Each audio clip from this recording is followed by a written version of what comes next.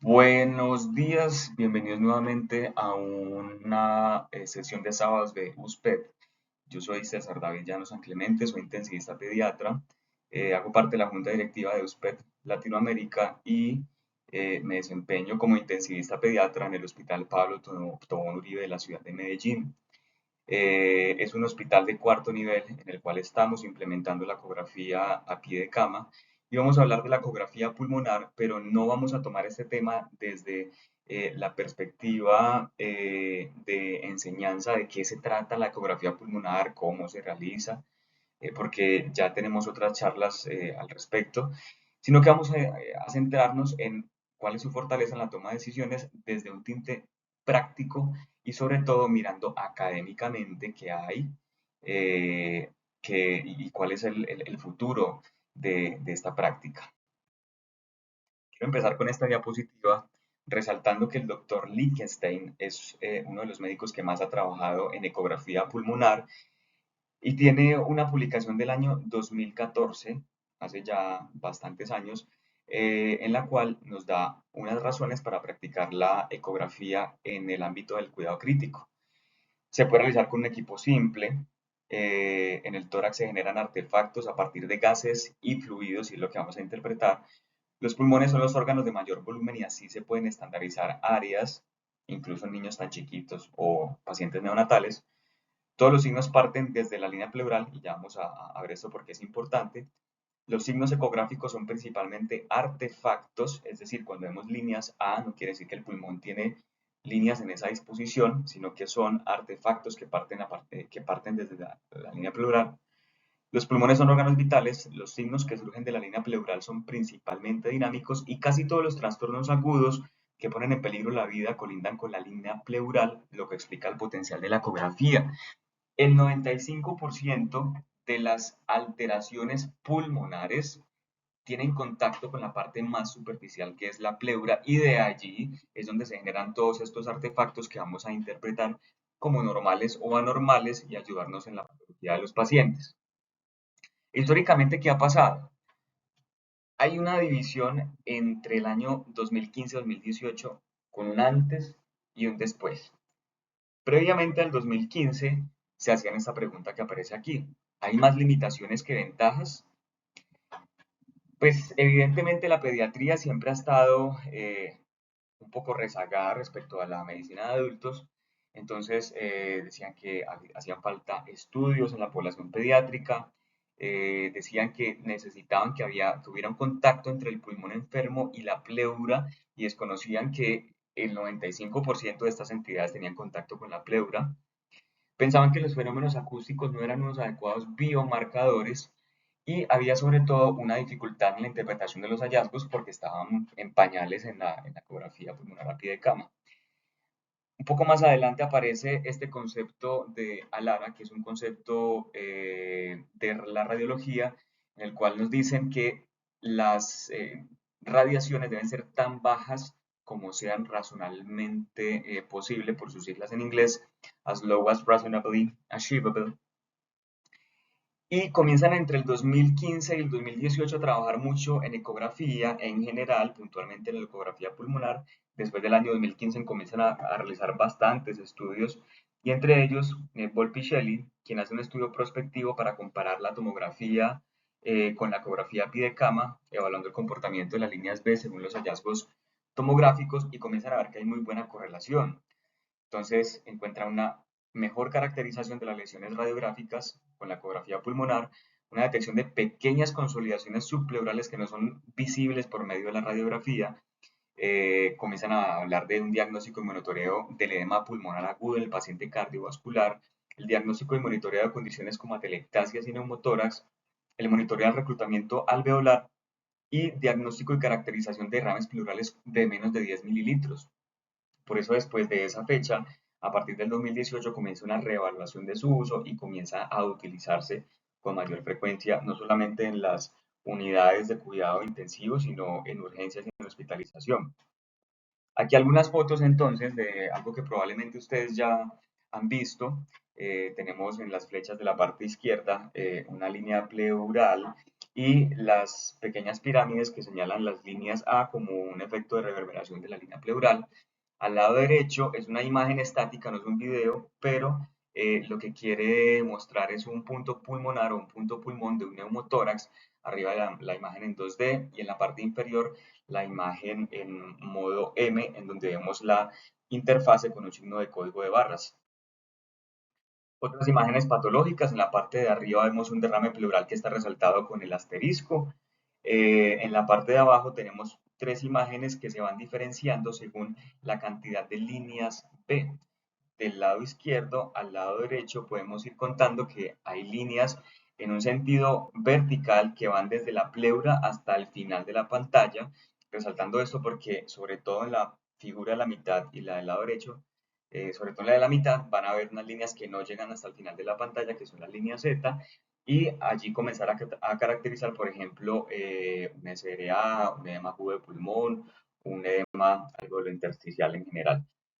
En estas imágenes, el lado izquierdo, derrame pleural, en la parte inferior una ecografía normal donde nos están señalando las líneas A, y en la parte de la derecha, arriba, unas consolidaciones en sacabocado con unas líneas B coalescentes en la parte inferior, y en la imagen de abajo a la derecha pueden ver unas consolidaciones subpleurales, unas líneas B hacia el lado izquierdo, con unas pequeñas líneas A señaladas hacia el lado derecho y el diafragma señalado con un asterisco. Otra serie de imágenes patológicas, entre patológicas y normales, que yo supongo que en este punto pues ya muchas personas están familiarizadas con hallazgos normales y con hallazgos patológicos en ecografía pulmonar a pie de cama. ¿Y qué ha pasado? Miren, eh, esta publicación del año 2015 comienza a tener como una recopilación eh, histórica y hablan del comienzo del uso de la ecografía a nivel de la cardiología en 1960 y van pasando una línea del tiempo en la cual se va introduciendo a unos ámbitos diferentes a la cardiología. Entonces, en los 70 se aplica la obstetricia, en los 80 la medicina y cirugía de urgencias. Comienzan a ver que hacia los 90 se aplican los cuidados críticos, comienzan a aplicarlas después en el año 2000 en anestesia, medicina interna y subespecialidades. Miren que hablan de que el año 2010 está siendo utilizada por pediatras y entre el año 2010 y el año 2020 ellos estiman que se estaría introduciendo en las cátedras para estudiantes de medicina, para posteriormente profesionales de nivel medio, enfermería y todos los profesionales que estén alrededor del área de la salud tengan conocimiento de esto.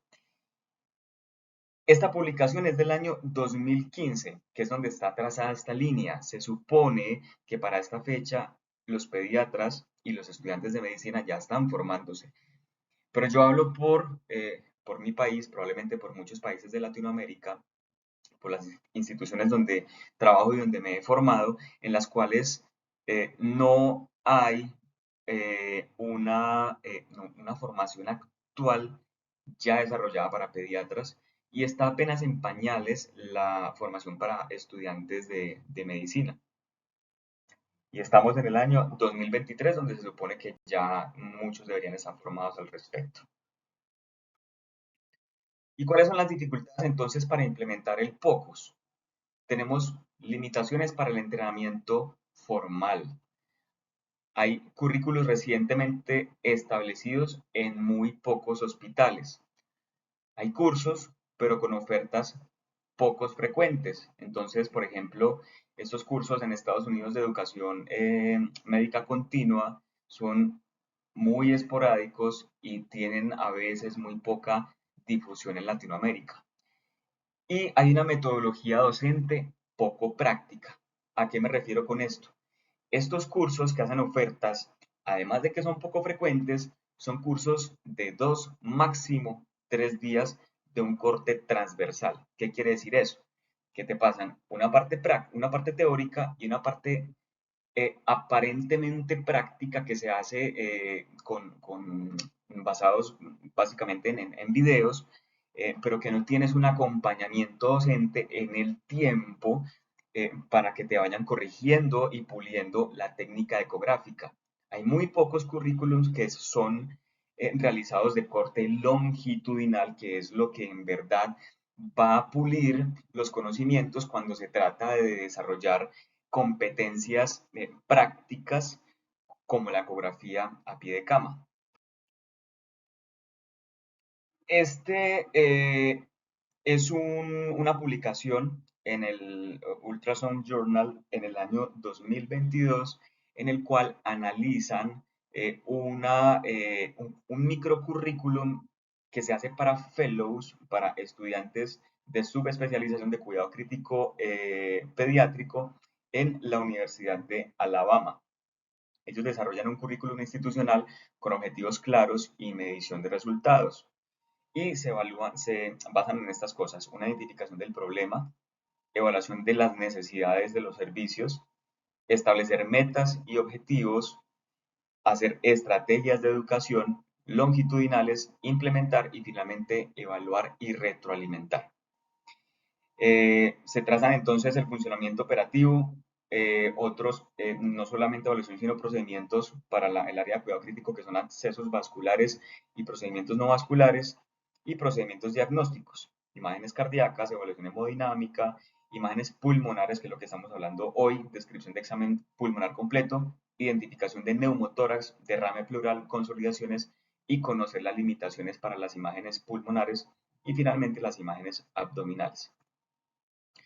Entonces ellos diseñan un programa longitudinal desde la Universidad de Alabama, dado por especialistas en cuidado crítico pediátrico que tuvieran un entrenamiento en ecografía general, y toman a estudiantes fellows y también 3 médicos asistenciales. La forma de evaluar el impacto de este currículum longitudinal es a través de un pretest y un posttest. Lo que hace el pretest es evaluar los conocimientos previos antes de iniciar el entrenamiento longitudinal. Y lo que hace el posttest es evaluar qué tanto has aprendido. Cuando se hace una comparación entre los puntajes del pretest y posttest, se evalúa puntualmente una cosa que se llama la brecha del conocimiento, y es qué tanto se ha acortado esto, qué tanto se ha aprendido, y tiene una significancia estadística aplicada como en los otros modelos epidemiológicos de los estudios que se realizan con otros objetivos. Y aquí se vio con una significancia estadística que había un acortamiento de esa brecha del conocimiento y que sí se habían adquirido unas habilidades alrededor de la ecografía a pie de cama, siendo esto un curso longitudinal en un currículum académico universitario y no un curso transversal como los que normalmente se ofrecen. ¿Y qué tenemos nosotros? Yo sé que hay muchas otras cosas en sus países y a nivel mundial, pero como les dije inicialmente, estoy hablando de mi país. Hay unos cursos locales. Por aquí tenemos los cursos de la Fundación Cate Infantil, los cursos de la Universidad de Antioquia, los cursos de la Universidad de ICESI y los cursos que se dictaban, que nos han vuelto a dictar desde la Asociación Colombiana de Medicina Crítica y Cuidado Intensivo, que es la AMSI, con la cual queremos volver también a retomar estos cursos y buscarle ese toque longitudinal y no transversal, como se los había mencionado previamente. De estos, solamente la Universidad ICESI tiene un diplomado que tiene una parte teórica muy bien cimentada, y una parte práctica que se hace directamente en Cali, en la Universidad ICESI, pero con una oferta que es muy poco frecuente, que no han vuelto a sacar desde hace algunos años. No nombré tampoco el que leen allí, que es el Criticus Team, que es un equipo que se ha formado también con WinFocus y que ofrecen cursos de corte transversal, 2, 3 días, no solamente para ecografía básica, sino también para ecografía avanzada, con temas específicos como por ejemplo choque. A nivel internacional, aquí nos llegan los cursos que hace el Hospital San Juan de Dios de Barcelona, los cursos que hace el Hospital de Niños de Filadelfia, que son cursos transversales vía virtual, y los cursos de WinFocus, que ahora son presenciales, que los dictan desde México, Estados Unidos y desde España y Portugal, pero no volvieron, por lo menos a Colombia, desde hace más o menos unos 5 años, a dictar los cursos presenciales, que también son de corte transversal, 2, 3 días, acompañamiento docente, y ya está. Y finalmente quiero resaltar a USPED, que está en la parte inferior izquierda de la pantalla.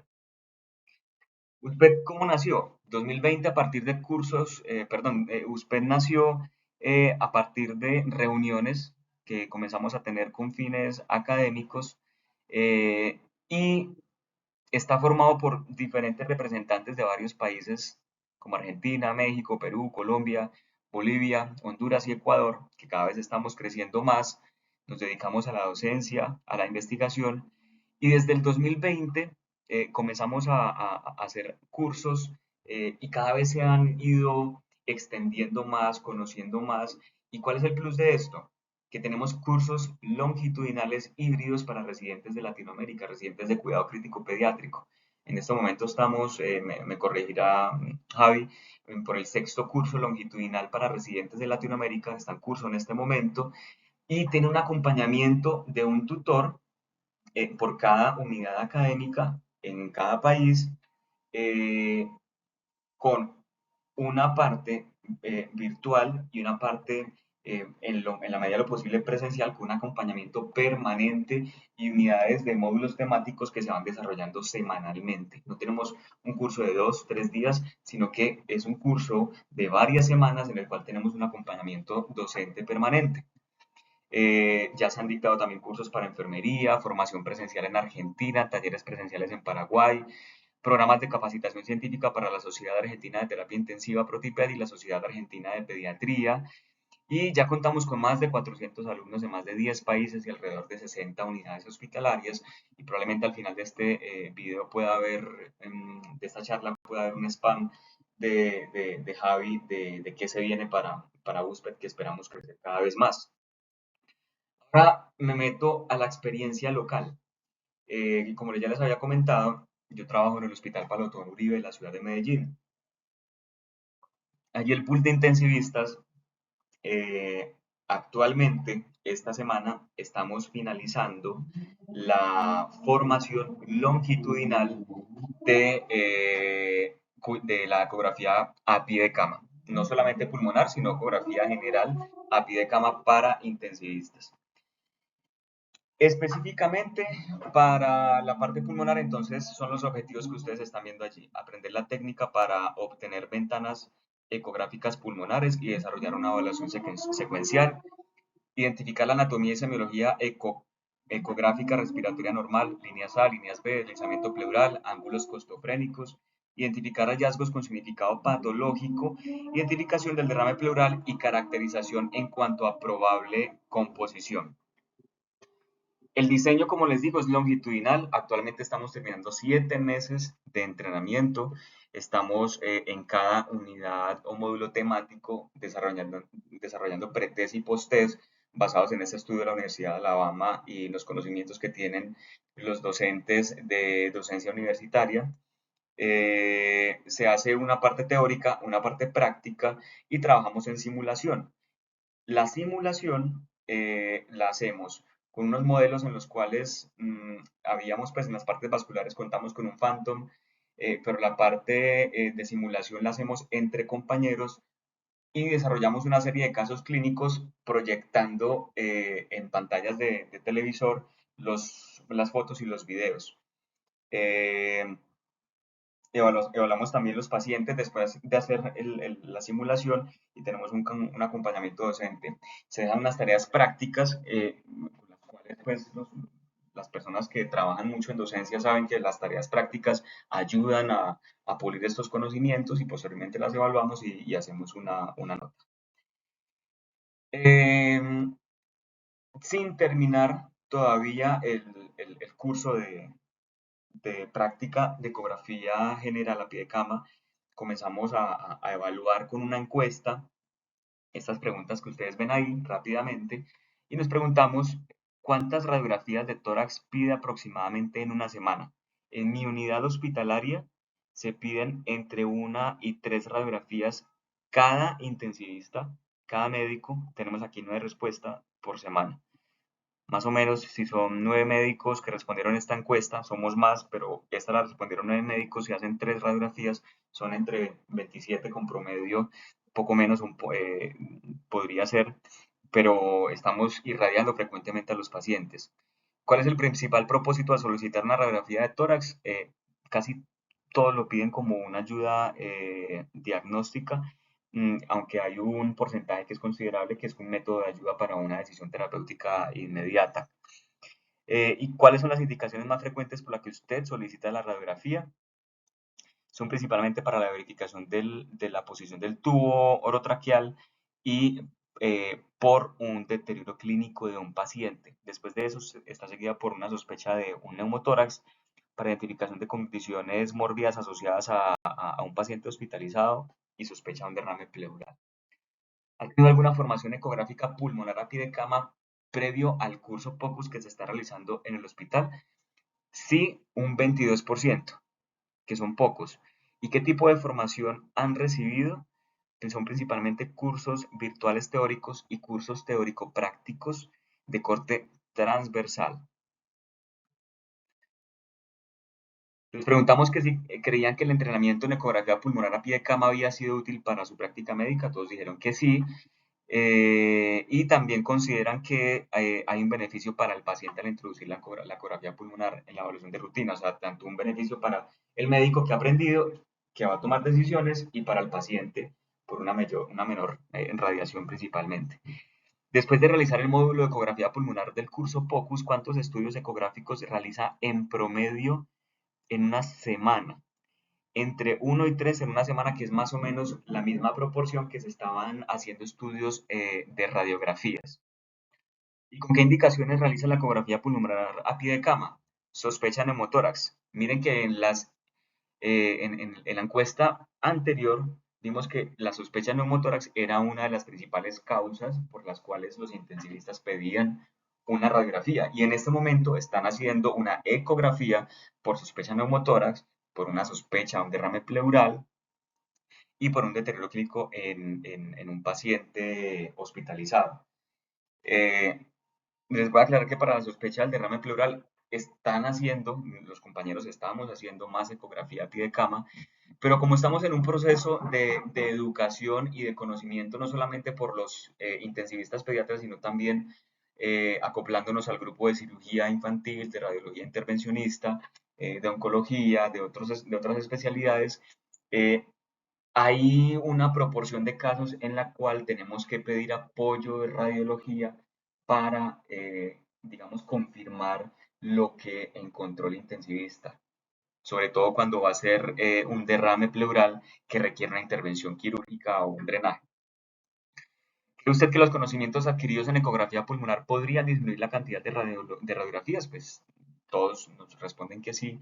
¿Cree usted que con los conocimientos adquiridos en ecografía pulmonar podría omitir solicitar una ecografía por radiólogo para diagnosticar un derrame pleural con sus respectivas características? Y aquí llamativamente todavía hay una gran proporción de compañeros que no se sienten, digamos, seguros con los hallazgos que ellos encuentran y prefieren tener una confirmación radiológica por una persona entrenada en radiología. Con los conocimientos adquiridos en ecografía pulmonar, al identificar un punto pulmonar neumotórax con repercusión clínica, se sentiría seguro para decidir realizar una intervención emergente, y todos dicen que sí, es decir, no consideran que requieran una radiografía de tórax adicional para hacer una intervención rápida en un paciente con un neumotórax ecográfico con una repercusión clínica. Por acá tenemos algunas imágenes que se han realizado por los compañeros en formación. Por ahí van a ver pues, que está marcado con fecha del 2003, pero es básicamente porque no se modificó la configuración de fecha del equipo. Por acá tenemos unas imágenes muy bien realizadas y tenemos unos videos. Por acá un punto CLAPS muy bien logrado, igual se ven unas líneas A, se ve la doble línea del diafragma que entra y sale, se ve la víscera sólida, se ve un espacio, pues un espacio sano.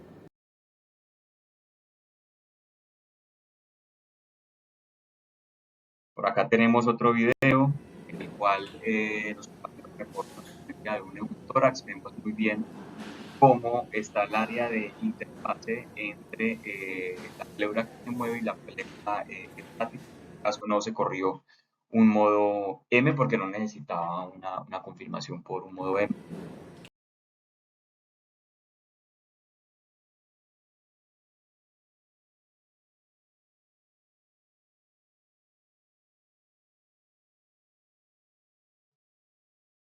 Tenemos por acá otros videos en los cuales hay un punto flaps que no se alcanza a ver muy bien cuando entra la doble línea del diafragma, pero sí se ve una consolidación subpleural con líneas B en la parte inferior.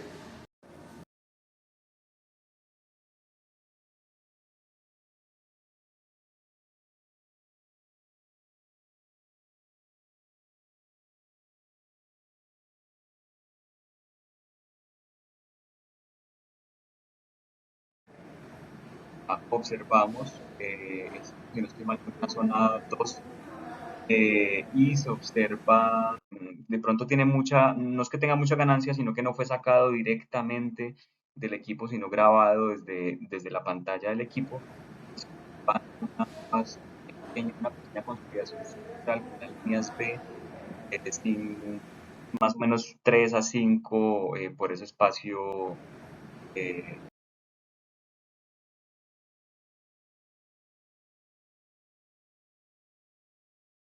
entre costilla y costilla. Por acá tenemos otra imagen de una consolidación grande alveolar con un programa aerodinámico con unas líneas B coalescentes en la parte posterior de la consolidación.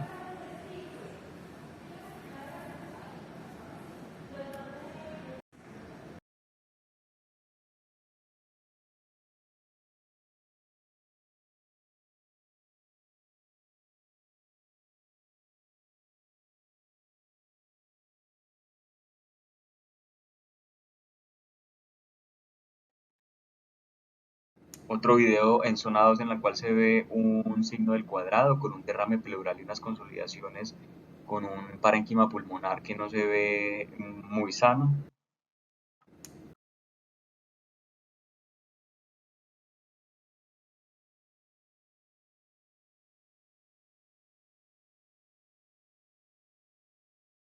Entonces, si es una fortaleza en la toma de decisiones, pues sí. Haciendo ecografía pulmonar a pie de cama podemos encontrar cosas que nos ayuden a guiar el diagnóstico y el manejo, el seguimiento de un paciente con neumonía, con atelectasias, con derrames pleurales, con un SDRA, un paciente con un neumotórax o un edema pulmonar agudo. Esas son básicamente las 6 condiciones principales, aunque a partir de esto hay muchas cosas adicionales. Ahí no tengo metido bronquiolitis, pero es una de las principales que se están utilizando en este momento en pediatría. De hecho, entonces, vamos a ver que hay unos estudios, este es viejo, 2011, en el cual nos presentan una comparación de la ecografía pulmonar en bronquiolitis con la radiografía de tórax. Es un estudio que se realizó entre diciembre del 2009 a diciembre del 2010, un año, y 52 pacientes que requirieron radiografía. Realizan una ecografía en grupo control y hacen una escala de severidad con la Woods-Down-Ferrers, clasificando entre 0,3, 4 y 6 y 7 y 10 con leve, moderado y grave.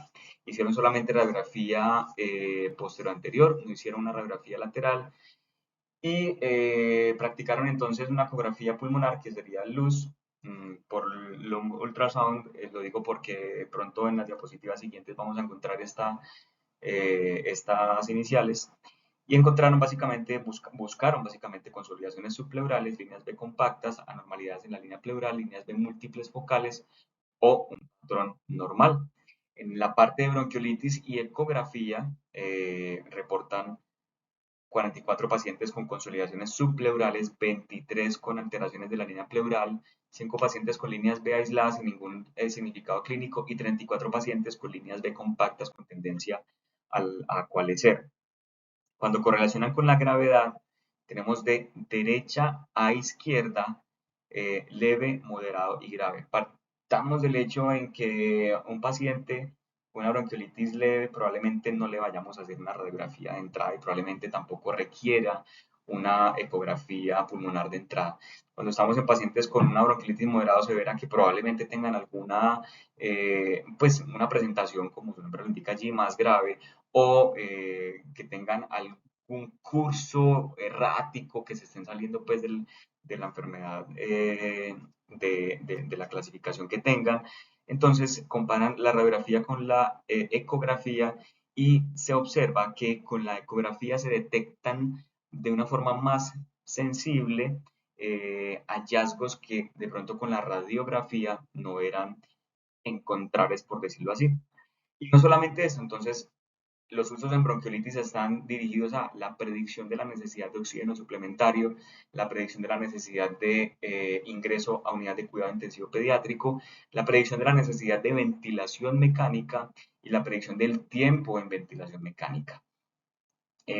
Obviamente para esto se necesita realizar muchos más estudios, pero son usos que se han propuesto y que de hecho se están realizando en el momento. Ecografía pulmonar y reclutamiento en pacientes con SRA. Este es un estudio piloto de una publicación del año 2013, creo que es, en la cual comparan diferentes settings del ventilador en cuanto a la presión positiva al final de la aspiración, el PEP o el PIP, entre 5, 10 y 15 centímetros de agua, y van evaluando ecográficamente cómo se va haciendo el reclutamiento pulmonar y la disminución de los espacios no aireados. Entonces es otro uso adicional. Este es el protocolo PLU que se ha propuesto para predicción de la posición prono como una estrategia para los pacientes en SRA con un trastorno de oxigenación. Es una evaluación ecográfica que se realiza en diferentes áreas, como está ahí, es un paciente adulto, y se hace a la hora 0, a la hora 3 y a la hora 6. Básicamente entre la hora 3 y la hora 6 no hay muchas diferencias, pero sí van a haber entre la hora 0 y la hora 6. Y lo que proponen ellos es la realización de un score, que es el score de variación de aireación, en los grupos en los cuales se coloca, pues en los grupos en los cuales se va a mirar si la posición prono va a ser efectiva tempranamente en las primeras 3 horas, y comienzan a dar puntos de corte. En este caso sería un punto de corte mayor a 0 a 5.5, con, una sensibilidad y especificidad de 73.9 y 86.4% respectivamente, con una muy buena área bajo la curva de 0.85 para este score.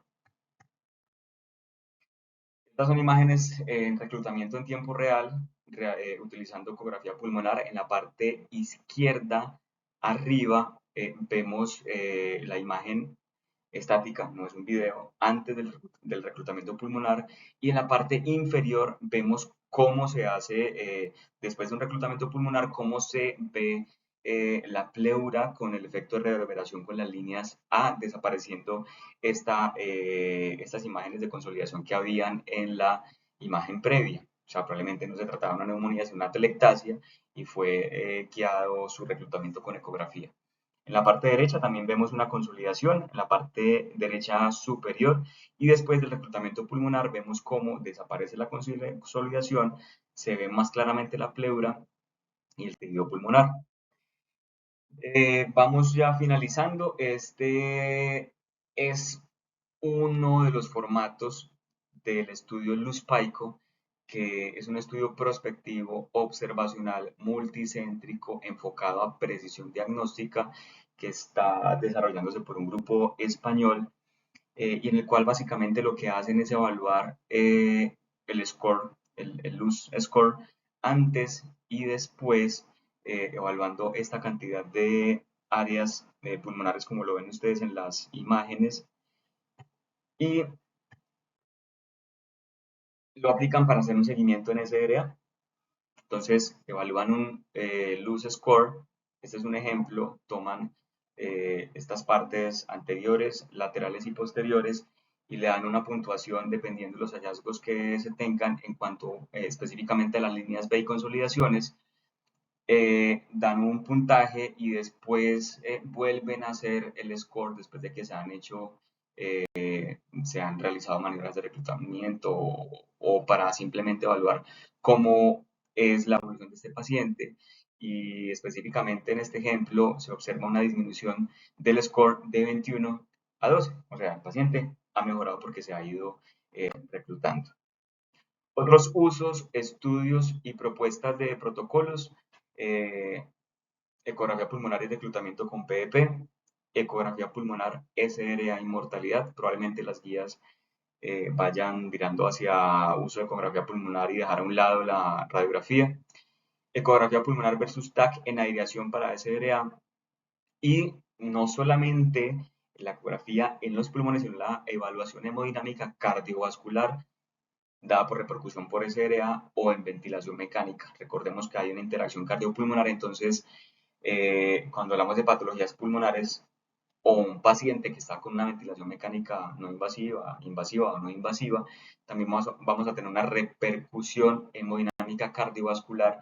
Entonces es cuando tenemos que aplicar no solamente la ecografía pulmonar, sino la ecografía focus, la ecografía cardíaca.